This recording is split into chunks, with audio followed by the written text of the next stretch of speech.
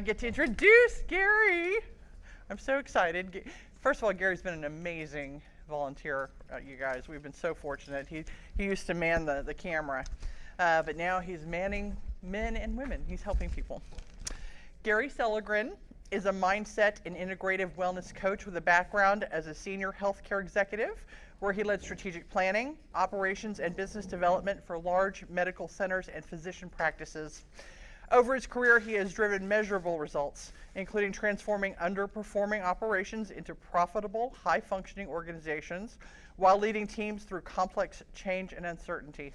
He wasn't seeing healing in the healthcare industry and wanted to develop a process by which people actually healed. Gary has been a part of the healing community for the past 5 years and now focuses on helping individuals reframe their thinking to unlock greater resilience, confidence, and performance.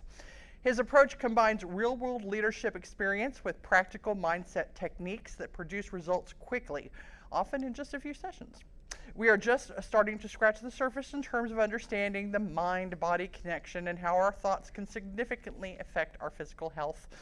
Gary is passionate about helping people move past mental barriers, regain momentum, and create new opportunities in both their professional and personal lives. I would love for you to please give a warm welcome to Gary for his presentation, Resetting the Mindset, Turning Your Job Search into Momentum, Confidence, and Results. Take it away, Gary.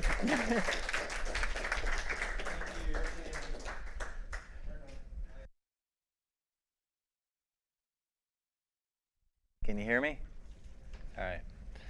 So thank you for the opportunity, Shannon, for being able to speak today. And I had heard some of the coaches that are here at ACC. I think Marcia is one of them, right? I'm a coach, so why is it always Marcia, Marcia, Marcia? And so I grew up watching the Brady Bunch. I don't know, some of you are old enough to have done that. And you know, it was simple, right? The Brady Bunch, the worst word I think they used was stinker. Bobby called Greg a stinker. And he said, Bobby, don't use that kind of language. So, you know, the world was very simple back then, or at least we thought it was simple. And now we've got AI, we've got all this information, we've got, you know, neurodivergency, everything's squirrel moments, right? We've got to keep up with everybody else. So it's, you know, this is real stress that we're dealing with all this information overload. So how do we take care of ourselves? How do we create a mindset that serves us, right? So what I help people do is I help people identify what is their best version of themselves, right? Or how do they get to the best version of themselves? And I came to the conclusion that mindset is like the Forrest Gump approach to taking care of yourself. And so why was Forrest Gump so successful? Well, the way that I saw Forrest Gump was successful because he was loyal and he worked hard. Very simple, right? Yet he achieved everything. And his mindset was unflappable, right? Somebody would call him stupid. What did he say? Right. It didn't bother him one bit. He had this laser focus, this mindset of doing what he needed to do or what he thought was right, right? So I can tell you that, so a year ago, I launched my coaching practice. And before that, I was in the healing community for a long time, and you know, I'd been in the healthcare community as an administrator. And so I was very passionate about seeing people heal, or how do people heal. And when I worked for doctors, I was a hospital director at large medical centers. I was an outpatient administrator. I made a lot of money for doctors. And I saw how the system just is a money-making system. It just churns people. And if you want to have your life saved, doctors are really good at saving your life. If you want to get healed, I'm not, I have my own personal experiences. If you look at our healthcare system, we spend the most per capita of any nation on earth, yet we're like 30 healthiest. So how do you explain that, right? So my story behind getting into coaching was I wanted to see real healing. I wasn't seeing real healing in the healthcare community. So I was like, how do I, without medical training, how do I put together something where people actually have actual healing. So about 5 years ago, I had a death scare, and I thought I was dying. And I was like, I never figure out how to be happy.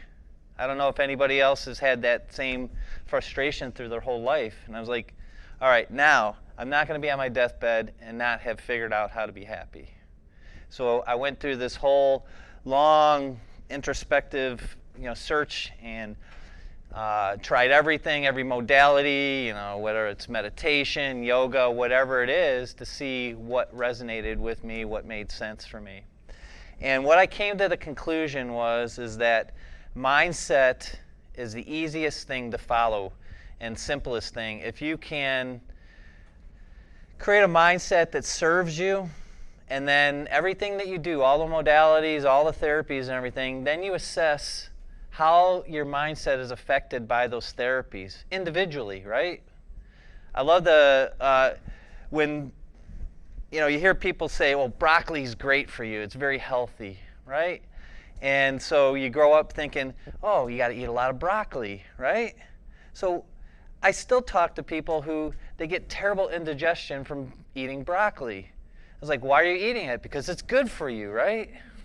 Well, if it's causing you gastro problems, right, and you're uncomfortable, is it good for you?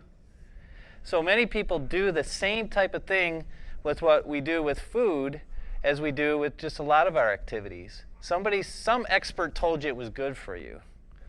And it's really only good for you if it is good for you. You have to assess individually. So I help people, identify individually, what is the right way for them, the right pathway to go down. So I encourage any of you, what I'm talking about today is experiential in a lot of ways. I've worked with over 30 clients since I started my coaching practice. So these are my conclusions. These are my observations. I'm happy if you call BS on them. I'm happy to discuss what that is because I think that just causes good, lively discussion in these areas.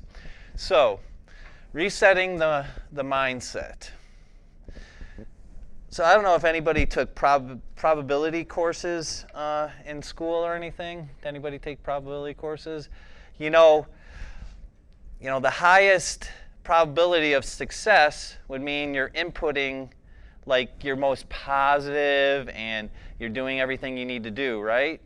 And I know sometimes it's hard. I know Kendra, you're not, you're in a place where it's been very frustrating. And sometimes, it's hard to get that energy to do what you need to do. But in all of this, we should be as nice as possible to ourselves. And do you know why that is? Do you know why? I encourage people to unconditionally love themselves. Do you know why I do that? Anybody have an idea? It's necessary to move forward. Why would you say it's necessary to move forward? Because if you're dwelling on the things that are holding you back, no matter what the cause of that is, it doesn't allow you to take the steps and be confident in your interactions with others. Yeah, that's a good point. If you're thinking about what's holding you back, you're not able to go forward, is what you're saying, right? And that's true. It's about energy. If you think about the thing that you can do that's going to give you the most success is if you can put your energy in the present. That's when all change takes place, is your energy right here and now.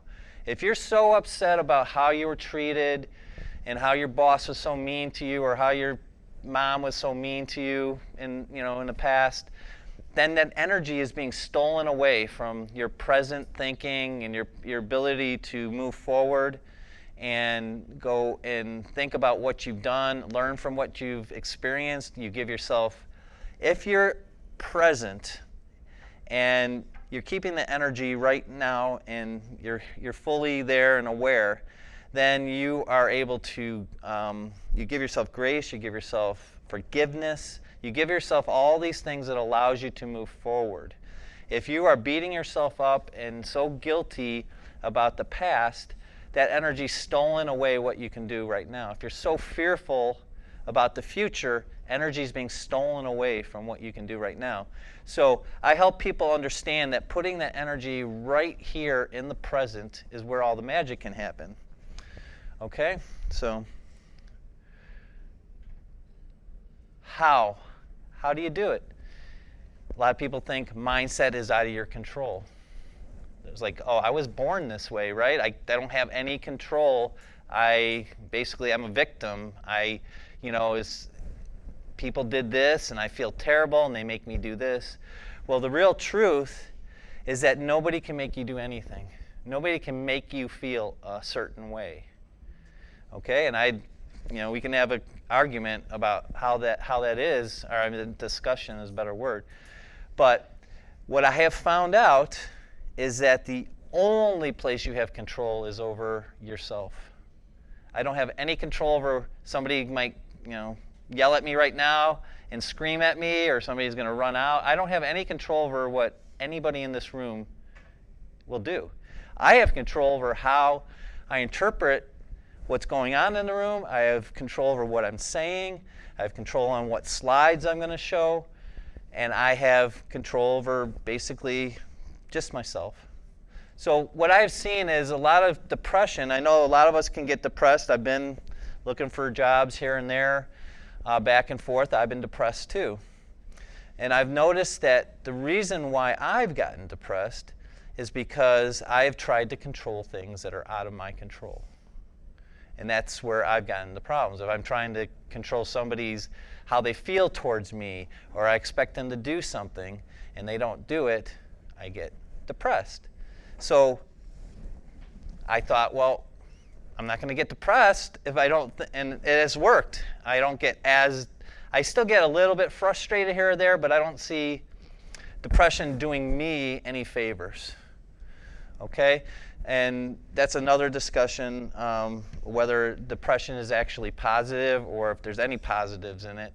But again, you need, I guess grieving is different than depression. Grieving is going through loss, is working through processing, giving yourself grace and forgiveness. Okay, any questions about what I've talked about so far? Okay, so just setting the foundation. So my background, as Shannon had shared with you, former director in the hospital system, done operational and financial type of projects. I look at a heart-centered person. The big buzzword now is we're calming the central nervous system down, right? That's what's all going. But if your mind is if you have the mindset that serves you, your central nervous system is being taken care of right then and there. So that's what I say, take care of your mindset and protect that. And I look at the holistic person when I work with somebody. So the way that I'm different than other coaches, and what I want to let you guys know is I want to plant the seed that you can make a transformation very quickly. It doesn't have to be a 5 or a 10-year relationship with a therapist. And that's what I'm trying to get at here, is that I work with clients and I get very good results in 5 sessions or less. And in those sessions, there's 3 stages to the sessions. And the first stage is discovery. I really get to know who you are and understand how you think you interact in the world, how you just basically who you are. So it's a mind meld. Second is uncover. So looking at root causes, exactly what are those things that might have been holding you back a lifetime? Running parachutes of sorts. Trainers use running parachutes to get you stronger, but our running parachutes are like our baggage, holding us back from the speed at which we want to go somewhere. And then once we really identify those root causes, and you get more awareness, right, when you're identifying root causes. So what happens is, in the last stage, you're cutting emotional cords, because you're letting your unconscious mind, which held on to all those emotional cords, you're giving and handing it off to your conscious mind, which can actually make the changes for you. So just letting you know that it's a balancing of the mind, body, and soul. And the soul I call your belief systems. So you could be agnostic, whatever it is, it's your belief systems. And I see those 3 things really being interdependent, and finding a balance point between the three. And the reason why I say that, and what I had found out, is I came here to Austin about 12 years ago, and it was after a divorce. And I'm like, okay, I'm in a new environment. I think my mind and my body are good, and I think I'm pretty happy because I'm away from the situation. I'm going to write a men's happiness book, and so on and so forth. And I really wasn't happy. I sat back and I really wasn't happy. There was something missing, and it was the spiritual side. So I went down that pathway, found out who I was, started just listening to myself, identifying my own self-worth, my own self-validation. And that whole saying about what other people think of you is none of your business. I want people to like me. It's great feedback, right? I want you to all have a great experience here. But if you don't, it's not going to ruin my day. I know who I am. I know what the worth is. I know what value I bring to other people. I know what value I bring to myself. So in the end, you know, the mindset is creating a mind sovereignty as well. Nobody can get in there if you don't want them to get in there, because you create the value. You create how you identify yourself. You don't let anybody else identify you. So like when I was growing up, you know, my dad's like, you're going to be a professional baseball player. You're going to do this and that. And I wasn't really able to pursue anything else because that was the identity that was set for me, right? So those things tend to hold you back, you know, into your 50s, 60s, 70s, because you're like, that's what my parents told me. That's the only thing my parents told me I could be or do. And so we start to unlearn, right? All these things that we've gone through has been conditioning through our whole life. Anything that has been learned, and I would say 99.9% of everything we do or say is learned. Anything can be unlearned. So just knowing there's been conditioning, we came into this world very connected to kind of the environment and everything. We have conditioning that continues to kind of cloud our ability to make a connection to basically, we've got this great ability to self-heal within us. And if we start to cloud that ability to self-heal, then we're not as healthy. And there's things that our minds and our bodies are so connected that we're just starting to understand how connected they are. I've seen people that when they do the spring cleaning in their head, ailments that have affected them maybe for like 3-5 years, like a terrible back problem, is gone away. There are things, again, that with our mind, we can punish our bodies in so many ways that we're not even thinking about it. And what happens is if that we're not positive, then we punish our body at the same time, many times. And I can tell you, I know I'm doing a lot of talking, so if anybody has any questions or, you know, feedback on that, but I see people that, you know, say, you know, like out here, I'm going to grab that donut, but I know it's not good for me. Right? We all say that. Eat that donut with joy. I did. With joy, with zero guilt. The guilt, if you have guilt with something, the body, your mind is going to punish your body. So we let ourselves go. That's why we forgive ourselves, and we, you know, give ourselves the grace to learn. So I've been in the energy movement field before, and that's like Reiki and things like that. So I've been in healing. I understand and feeling clogged energy and that sort of thing. I believe in the mind, body, soul balancing. Lifelong learner. I just went through another iteration of my coaches, my mentors. They're 2 of the top 25 coaches in the nation, and they developed the Keller Williams selling program within the real estate environment. Very, very successful couple. The woman is Diana Kokoska. I don't know if but she's a friend of Patty Boyle's. Oh, that makes sense. Okay. So she has written a book called, what is it called? I'll think of it. I'll let you know. Becoming More. And she is fantastic. So she's my mentor. She is the most knowledgeable person that I've ever talked to about the powers of the mind and the psychology and the motivation. And her husband, Tony, he's an expert at closing in terms of, just understanding how the mind works in terms of how you're providing a service to somebody. And I was terrible in selling myself a year ago or so. So through this, I've been able to share what I offer and have been much better. Once I talk to somebody, then the conversion to clients have gotten a lot better. But I would not be able to do all this, folks, if I didn't have passion in this. And that's what's gotten me through. That's, like in those tough, like actors and things, they don't make it unless they had a lot of struggles, right? Because they had to have the passion to get them through the frustration. And I can tell you with my coaching, I've talked to a lot of coaches, they haven't been able to get a single client, and they've given up after a couple years. And so I had similar problems trying to convert clients, had a lot of hits and misses at the beginning. I went through 2 months of talking to 30 people without being able to close a client. So, I know, Shannon, you'd be like, people need hope, right? A little bit of hope.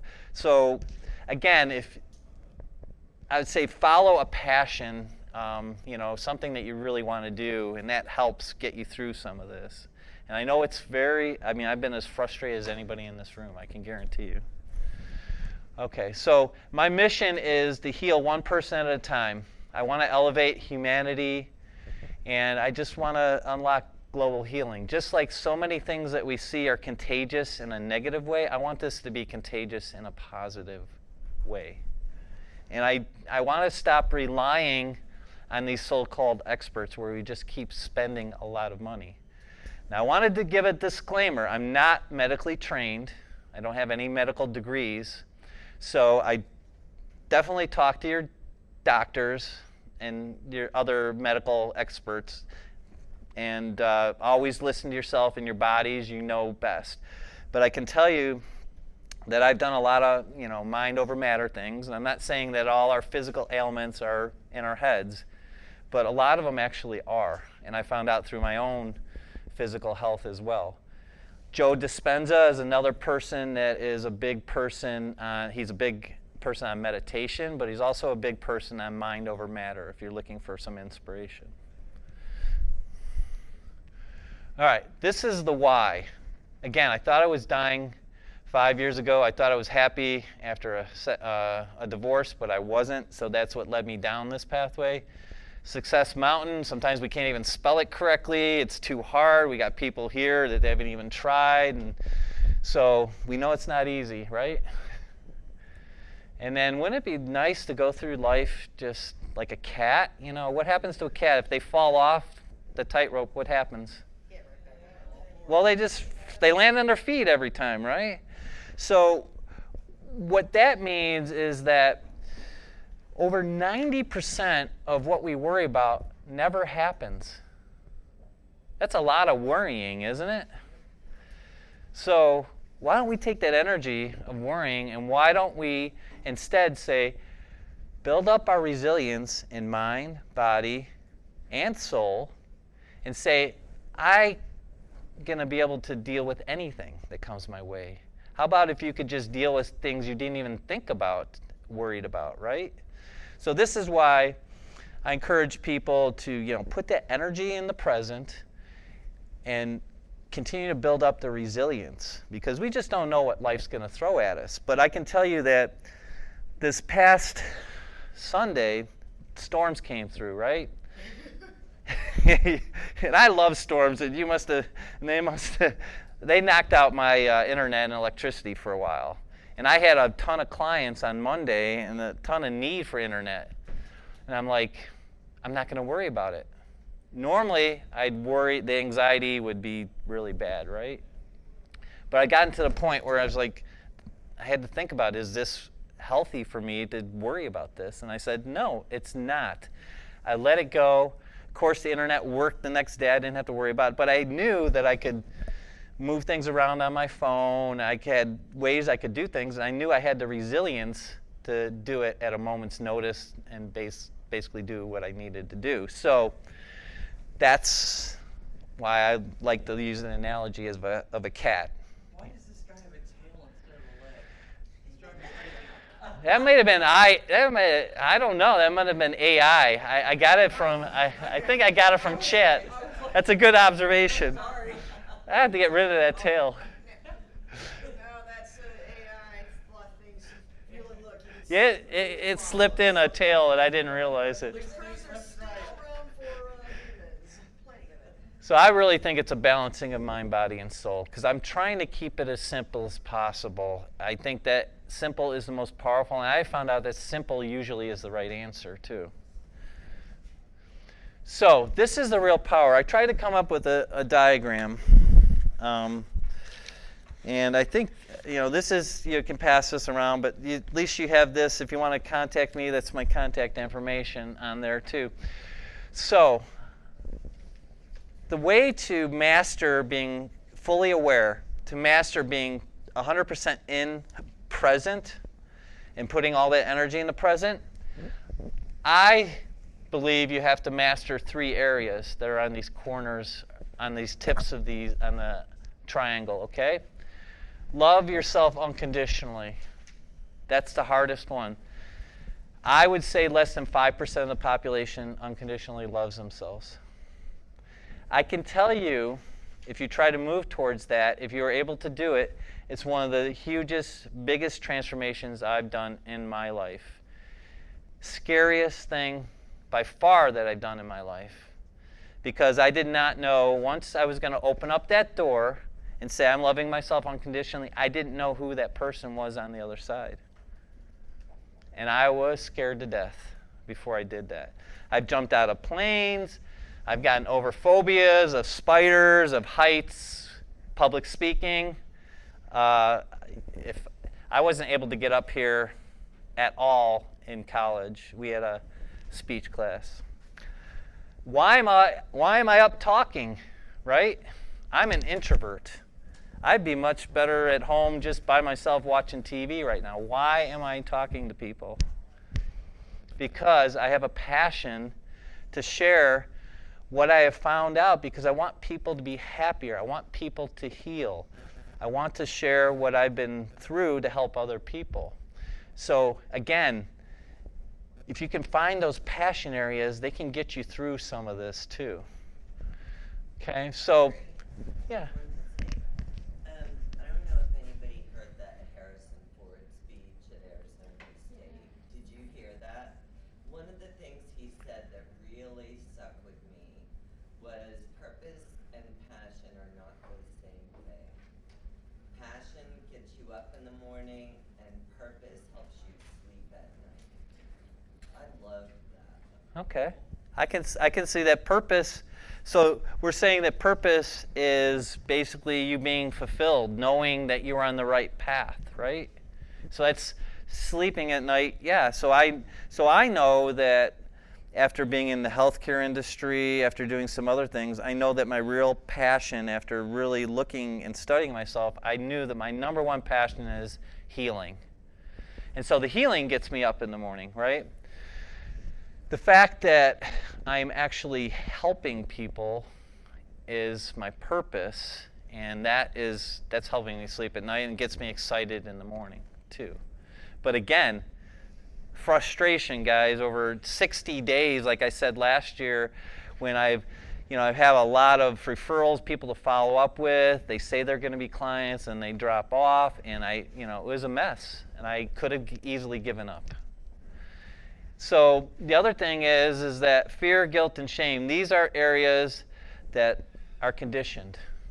We were not born with fear, guilt, and shame. I think, you may be born as a baby, you're afraid of going off the edge, so you stay in your bed, but very few things, like I said, these are all taught, so you can unteach yourself these things too.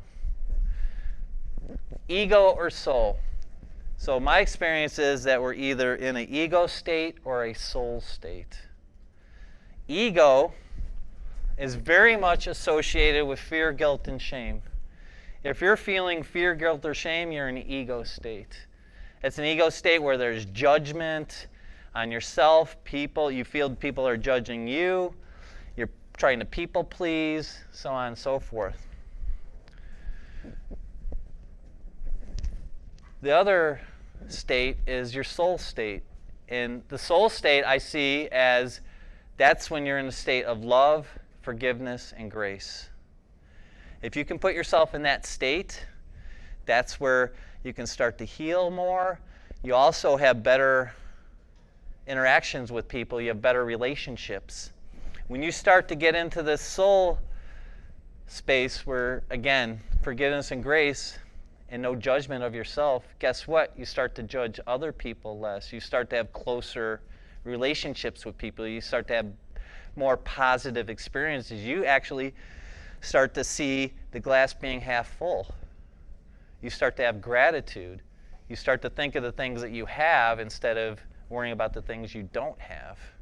And I can tell you, I'm as frustrated as anybody. I can tell you for a fact that right now, this very moment, I am the happiest I've ever been in my whole life because I'm fulfilled and I'm following a pathway of doing what I want to do. I can tell you that one of the most I'm having the most frustrating part of my life because my daughter all of a sudden decided to stop talking to me. You know, these are things that are happening to parents these days. And it's no reflection of their value. It's no reflection of how good of parents we are. It's just something that's going on, right? It's out of our control. So, you know, I had to come to grips with myself. You know, am I a good parent, a bad parent, or is it just something that's going on? And I know that I'm putting my best version out. I know that I am showing potentially the best person that I am. I can't be more than my potential. This is a problem that people get into. They say, well, I'm going to compare myself to this famous person or that famous person. What you need to do is you compare yourself to yourself yesterday. That's the only person. Can I be a better version of myself yesterday? So that's going to be the healthiest approach. So another advanced form of tenet in terms of understanding the mindset is everything is energy. Everything. This table is more solid and more dense, but it's still energy. It still has it. If you were to look under a electron microscope, there's a lot of space between the cells and everything, even in this hard desk. There's an energy or frequency to everything. And so as an empath, I started to understand that I'm affected by energy. I'm affected by other people significantly. And these are things I didn't even understand about myself early on in my life in the first, at least 50 years. And I believe that mindset is something that should be the center of your world, that you should protect that. Find the mindset that works for you and then protect it and nurture it and grow it. And then resiliency, like I said, is a big benefit. And it's really a customized balancing of your mind, body, and soul. I think it's interesting from my own standpoint, my own balancing, and I'd say this, I don't know if this is the same with anybody else, but I found out that I put about a third of my energy into each of those areas. And I will, if I don't feel comfortable, like the way my body is reacting, I'll put more energy into it until I can get it into kind of a stabilized, and it's kind of working with my mind and my soul as well. So that's how I'm reconciling things. So it's easy, like when you talk about resiliency, it's easier to talk about the physical resiliency because I can show pictures, right? I could talk about soul resiliency and I can talk about other resiliency, but this, I was playing baseball last year and I got hit by a line drive coming back. I was a pitcher on the mound. I'm playing hardball. And it came back at least 100 miles an hour. So a big, huge, hematoma here on my inner part of my leg.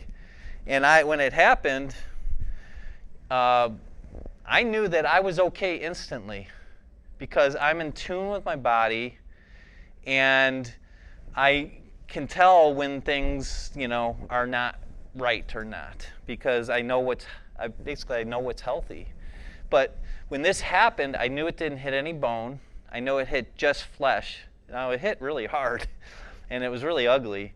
But I got up, I got the ball, and I threw the guy out at first. I pitched a couple more hitters. I put on catcher's equipment. I caught a couple innings after that. I went and played pickleball next day for 6 weeks. For 6 games in a row. So my intuition knew it was all right. So that's what it was like, 2 weeks later. So the hematoma is still there. You can see it's raised, but it was healing very quickly. So my resiliency, I would say, at my age, and I'm over 60 now, it is as good or better than when I was in my 30s. Yes, go ahead. So once you know what your conditioning is, what are your modalities for changing them? My modalities. Okay. So mention one modality you might use. I don't know what really works. So what works for me is I try to do the bare minimum for my modalities, because I have found out that there are sweet spots for doing things for each person. Like for working out. Experts will tell you got to work out this many hours or that many hours, right? And is that what you're talking about, a modality, like working out or doing meditation or yoga? Is that what you're talking about? Sure. So what do I do though to stay in the Your clients get out of their conditioning. What I help them do is I help them understand these concepts. I start on early in the conversation talking about unconditional love and why that's so important. Because I truly believe, and I have them understand and agree that the only way to be their best version of themselves is to unconditionally love themselves. And then to understand too that let's be careful about trying to be better than what we actually are, what our potential is. So be realistic. That doesn't make you lazy. That makes you realistic. That makes you be kind to yourself, right? And you can also follow self-care if you're unconditionally loving yourself. Now, self-care is a really interesting concept because there are so many people that they think they have to be martyrs. They have to be run down and ragged. They're like, I'm caring for my parents, I'm caring for this person, I'm doing that. And they're not taking care of themselves. And self-care is not selfish at all. It's exactly the opposite. And that's another concept that I want to get across. When you are able to take care of yourself and you take that breathing mask down, we know the example that we use from the airplane, right? And you take care of yourself, logically, you can take care of more people better if you are healthier, correct? You can take care of them in a way that will make a difference. You can take care of them in a way that works for you, too. You can understand how it affects you in a healthy way. And with all of that, you're going to be able to take care of them, like I said, better and take care of more people. You're going to be able to, and I know a lot of us are looking for work, but when people do have jobs and they're like, oh, why should I even get healthier? Well, you can make more money. You can give it to people. If it's not for you, you can give it to other people. Did I answer your question? Okay. And I found out, for even working out, work out in the way that works for you. If throwing a ball against a wall for 30 minutes works for you, then it works, right? So I have found out that, working out, I lift weights less than an hour total per week. I reduced it from, 3 or 4 hours, and I get the same results. So it's, there's some interesting things when you start to really study yourself. So, I believe, and I got this from doing some research on the internet, but I would say my estimation is over 90% of stress is self-induced, basically. There are real stress. We have real stress in our lives. I'm not saying that we don't. But so much of our stress is caused by people telling us that we have to do more, or we have to do this, or we have to do that. And it's about thoughts and behaviors putting pressure on oneself to be perfect or experiencing performance anxiety.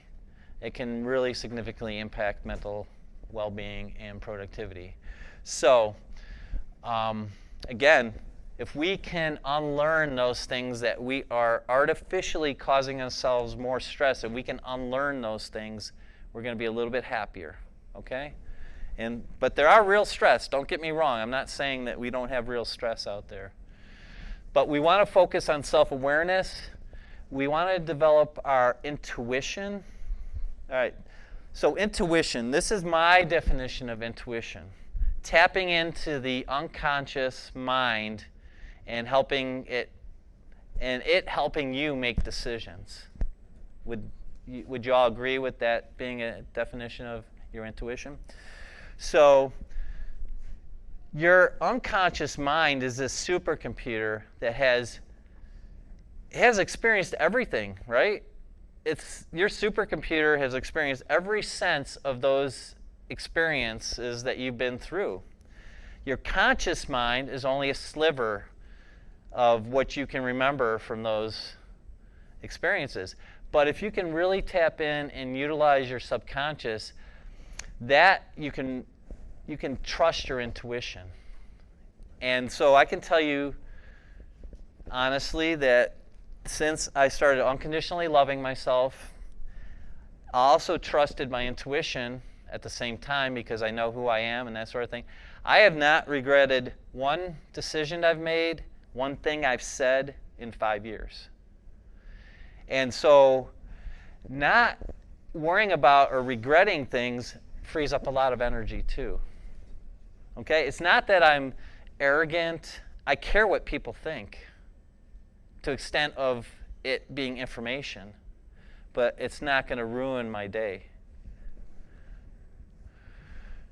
So why not start thinking differently now? Why not, right? Today's a different day. There is Hal Elrod. He wrote a book called The Miracle Morning. Sometimes investing in yourself feels like you're going broke, but you're really becoming rich in personal growth. So if you can do things that would change or transform yourself and put those in your rearview mirror very quickly, those things that may have been holding you back a lifetime, those running parachutes, would that be valuable to you all? If you're able to put that behind your, in the rearview mirror and be able to flow through life a lot quicker, a lot easier, is that valuable? Would that be valuable to you all? Okay. So, we all know about, these affirmations. Saturday Night Live, we had Stuart Smalley, right? I'm good enough, and gosh darn it, people like me type of thing, right? So we have affirmations. Now, again, use the affirmation that works for you. Mine, I have one affirmation that's written, anything's possible is my affirmation that, so I don't have any limits. I want to have unlimiting beliefs. So here's some affirmations, right? And I say only find out what resonates, what makes sense for you. What others think is none of your business. And don't get caught up, based on what I say or some expert that you read. Don't get caught up in following them like it's a recipe book. If you are following this like a recipe book, make that recipe your own. Change it around, customize it. But don't just go and follow an expert perfectly and say, this is the conclusion to all of this, because it may not be the actual conclusion that works for you. Figure out and observe yourself and figure out how it affects you individually. So be specific. Believe in it. Use present tense. Use visualization. Visualization can be very powerful.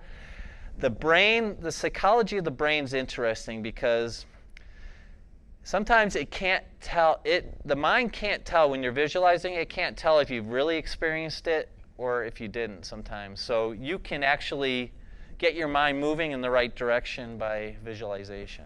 Because you'll visualize something and your mind will say, oh, I've already done that, so I can do it again.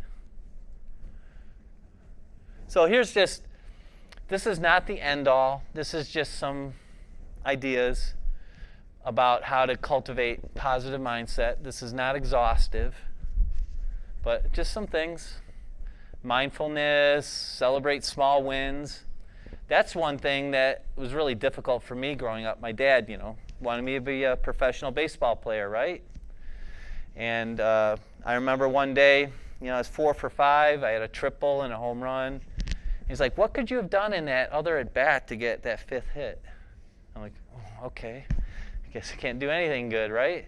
And then I get older, right? I'm in my 40s, and I'm in a softball team, and I think I'd hit 2 home runs in one game or something, and I was really happy about that. And one of the guys got crazy and hit 4 home runs in a game. I'm like, okay, I'm going to try to do that. So you know what? I hit 4 consecutive home runs in that softball game. You know what? I still wasn't happy. I had to hit the 5th home run before I was happy. I didn't enjoy any of those home runs. Isn't that stupid? So what I'm saying is enjoy the small wins you make and have gratitude for those things that work for you. Because if you have gratitude for the things that are working for you, more of those things will come your way. And I didn't believe any of this. I would have said baloney, 10 years ago if you had talked to me. But I had to do something different in my life to be happy. And this is what I had to do to finally be happy. So, yeah. I didn't believe that people could be positive all the time. I didn't think that even being positive made a difference. I thought you were basically a victim, that you couldn't control what happened in your life and you couldn't think differently. So I have a way different approach now. What made you change direction and follow this approach when in the past you would have been like, Well, because the health scare basically too, and I couldn't get happy. This pathway is because nothing else worked before. Nothing else, nobody, no expert helped me, no therapist helped me enough. And so I said, I'm going to figure out how to do it on my own. I'm going to figure out, then I reverse engineered what I had done, and I'm going to help people to find a shortcut to do what I did over 5 years. And I actually want you to heal. Did I answer your question? What was your question? I was wondering if someone mentioned this way to you. Oh. Or what made the light bulb go on? Yeah. So what I did is, when I figured out that my spiritual side was missing, 12 years ago, and I wasn't happy, I started then going down the spiritual pathway, looking at meditation, looking at yoga, looking at anything that would help me be fulfilled, help me find purpose, help me find what I needed to do. Because I was totally lost. I thought I was happy, but I wasn't. Did I finally answer? Okay. So another concept is that my mentor, Diana Kikoska, who I talked to, that wrote the book Becoming More, psychologically, that if you're going to have 1% of doubt, you might as well have 100% of failure. You have to be 100% committed or all in to what you're doing. Okay, so that's why I say 1% of doubt is equal to 100% of failure. But you also have to know, you can't be totally risk averse. You have to know what you're getting into. If you're climbing a mountain or whatever, just be reasonable. But be committed. Be 100% committed to what you're doing. 100% ambition, 100% purpose, 100% intention, so on and so forth. Again, just basic scarcity versus abundance concepts, like a point of view. scarcity, you're a victim, or you're a bully, or you're simply checked out. And abundance, you're actually in the driver's seat. You're observing what's going on. You're observing how you fit into the world. You're observing what motivates you. Physical energy, your body is showing, that you're into it, that you're upbeat. Emotional energy, mental energy, so on and so forth. So, we talked about energy, right? How I understood or to believe that energy is everything was to read a book from Sue Morter. And some of the summary points are we are energy beings. Our true nature is energy, and we align with it. Subtle energy system, there's an energy flow within the system. We want to keep that unblocked. We want to keep that energy flowing through our systems. There's a natural healing ability with our bodies, so we want to be able to let that flow as well as possible. The subconscious holds limiting beliefs that shape our reality. We can shift these patterns to lead to transformation. Breath work, embodiment can help, a quantum flip, and awakening the soulful self. Now, one way that I look at it, I take a temperature of how healthy I feel in mind, body, and soul, is I look at this David R. Hawkins map of consciousness. Now, I don't worry about these other columns. I mean, he can explain those. I kind of utilize things, and I cherry pick the things that work for me. And that's what I just encourage everybody to do. So, I think this is good from a relative standpoint. David R. Hawkins, he claims he's measured these things. I'm a little skeptical, but I do see that there's a relativeness to, if shame's is a value of 20, then peace at 630 times stronger. I would say that I like the comparison or the relative values. So I can tell you, for 20 years of my life, I don't think I got above anger. I was, in a couple marriages, I was not happy. I didn't know who I was. I was frustrated. I caused, a lot of the marriage things were my fault too. So, I had a child. So I didn't get here. I wasted like 20 years of my life by just being angry. So when I started finding myself, I started moving up this. I got to acceptance in the green area, and then reasoning, and then I got into more of a love state. And now, if I'm not at peace, I'm kind of trying to figure out how to get back to peace. So I am always in a peace state. Enlightenment, I don't know. That is much higher level. I'm not sure if I'm going to get there or if I've gotten there. But I can tell you, when you get to peace, that's where you're unconditionally loving yourself.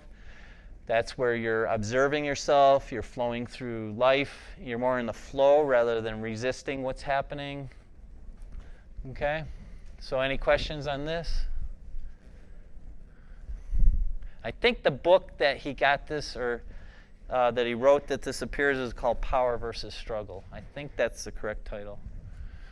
So success is only a mindset away, and a new dawn appears with the right mindset. So my contact information, I'm happy to talk to anybody in a 20-minute consult that's free, and that's over Zoom. And I'm happy to find out if anything that I do might be able to help you to move forward in ways that you can be as successful as possible. So I wanted to open up for questions about any of the concepts that we talked about, or if you wanted to call BS on anything. Let's see how much time I've taken. Okay, how much time do I have? Okay. All right, so any lively discussion about what I talked about? What would you say to somebody who feels like life has put them in a complete case of brain fog? Okay. And they don't even know where to begin in clearing it out. Okay, so where I start, and this is where my coach told me to start too, is like when people are having problems or frustrations, what would you rather have? What would you rather have as a state of what's going on? In this moment, help. Okay, you'd like help. Okay, and what does that help mean? How do you define that? Somebody reliable to help to take over some responsibilities I have with my parents. Okay. That's the source of my brain fog. Okay. All right, so we can go through an exercise with Kendra in a second here that I'm thinking about. Has anybody else come up with any other topics or? Yes. I mean, I like your approach. It reminds me of a lot of things I've heard in CBT. So, okay. So you don't disagree with anything? Yeah. Okay. All right. I just know the things that. Oh, go ahead. I was just gonna comment, like, I feel like for me, like, especially going through, I mentioned like the fiasco, but like a traumatic event or something that gives you really like that physical, like chronic stress almost, where like I'm also simultaneously like the most fit I've ever been because I have more time to work out. But obviously you can't work out, like I can't work out enough to counteract the effect of Yes. stress. Mm-hmm. And so it's like, I know it's mental, but it's also, what you're saying totally makes sense to me. But it also, this almost seems like like a lifelong journey, you know, like enlightenment. Mm-hmm. And what steps you can take just every day to try to, I guess, start that change Yeah. your mindset to change your body. So- It won't happen overnight, right? Right, so the- Economic thing, but- So the short answer is assess your mindset and see how it's working for you. See if it's keeping you in a state that's helping you move forward. PTSD is an interesting concept because that's something that comes up with my clients, all of them. We have some form of baggage or PTSD. There's 10 categories that I've identified. And so in the process of how I work with people, when we get to that last stage, we have identified, that one of the activities was you lost your job, Doge. That's one of the root causes of your frustration and what you're going through. And with the process that I go through in the last stage with the visualization, we are, by cutting the cords of that trauma that's affecting you, now we're mitigating the effect that it has on you, like in a fight or flight type of response or a cortisol spike. So we're mitigating that, so there's less of a spike. And when you do have a spike, now we've taken over more consciously, we're taking over the management of how that affects us. Before, it's out of control, basically. It's like we're running away from a saber-toothed tiger, like when, in our evolution. But now we're not running away from a saber-toothed tiger. We're dealing with different type of stress. So we can tell ourselves, hey, we're not going to die right now. Let's deal with this, and let's have a better healthier coping mechanism than having these fight or flight responses and cortisol spikes all the time. So you get less cortisol spikes and you get more of a handoff to your conscious mind managing things. Does that make sense? Yeah. Okay. Yeah, because it's one thing to like know what's happening, but I also like when I have like blood work done, it's like, oh, I think my cortisol levels have been like elevated for a lot longer than I even thought. Yeah. And so when you see it, you realize that it really is like a physical manifestation of something. Yes, and I love Like in your mind, you're No. not just like imagining it. Right, and if it's in your mind, it's still real. Well, right. Right? Whatever you believe is real. So I love biometrics, but science doesn't explain everything. This is where I'm using a disclaimer, okay? I'm saying that there have been lots of things you wouldn't even believe that I could share with you that science can't explain.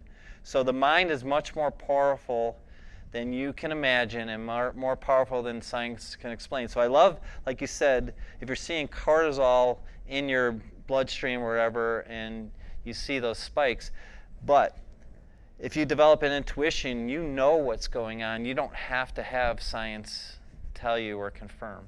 Does that make sense too? Because blood pressure meds, I know I'm not doing well.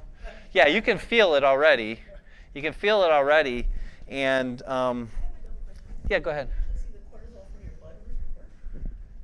Yeah, I think there's cortisol. The cortisol will show up in blood work when a certain type of test. With your cholesterol and your this and your that. I believe so. It's a new test that they've come out with. Oh, it's a new test? That I understand it has been. I haven't seen it before. I also have even like one of those like fitness trackers, and they can say it can sense when your stress is spiking, and cortisol is correlated with that, right? And so, Yeah. I just like, yes. you got a number from your blood work. Yeah, I'm pretty sure I did. Okay, because I talked to Kendra, I promised you that we do a, and I don't know where my, there's my markers. Kendra, let's talk about your situation. How about that?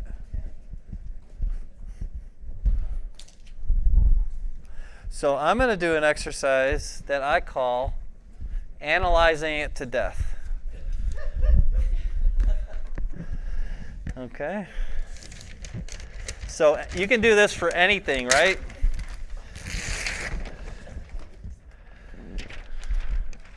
So we got Kendra. What do we want to call your situation?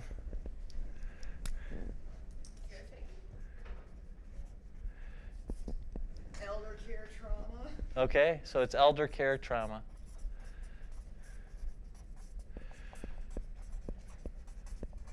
So what are the things you are what is the worst things that can happen? The worst things.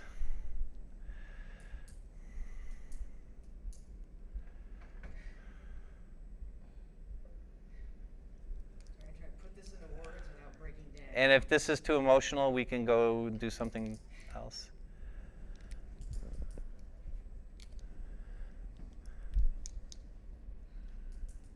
Both parents simultaneously becoming unable to make decisions for themselves, yet, and no reliable care help being found. Okay. Simultaneous.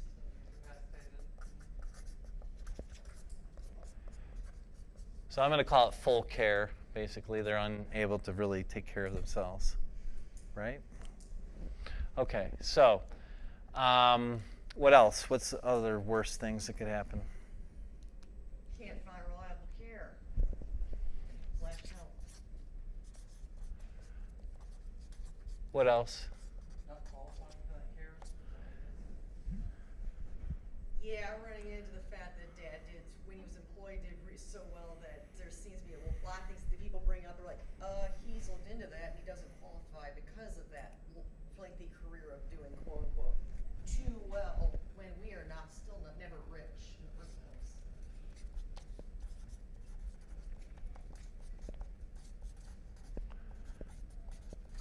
So can't qualify for the right resources.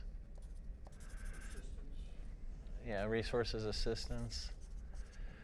What else is the worst thing that can happen in this scenario? On that same note, can't get the kind of medical care they need because the doctors that can offer it don't take Medicare.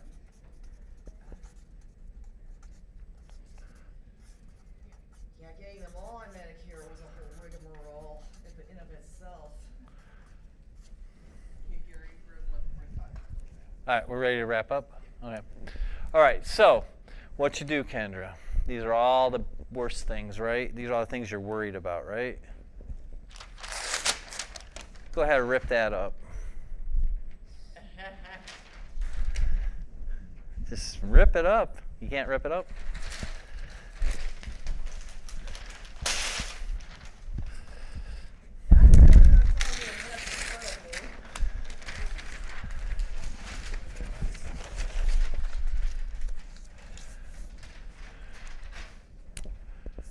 right, Kendra.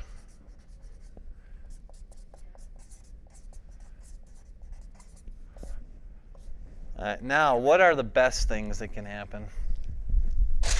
Ideally, what's the ideal? What's the ideal things? We find somebody reliable who can come in at least 4 to 8 hours a week. 40 hours a week? At least 4 to 8 hours a week Okay. to begin with. You know, making sure it's a fit with the folks, that they feel like they can trust the people. Okay. And, trust me, we've been looking into that. That doesn't, you cannot find anybody in that hour a day thing. Nobody will sign up to do that kind of care for anybody with that one. We've Okay. looked. So you find reliable care available 4 to 8 times a week, right? What else is ideal? Better relations with the neighbors, so they're checking in with them too when I'm not around.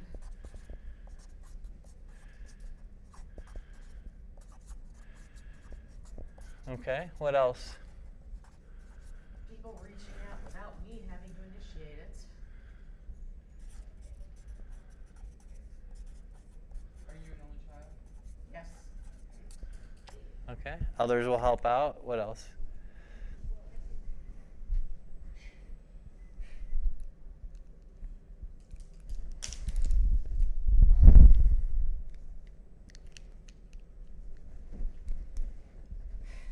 This one's a pipe dream. My mom gets off my back. Okay.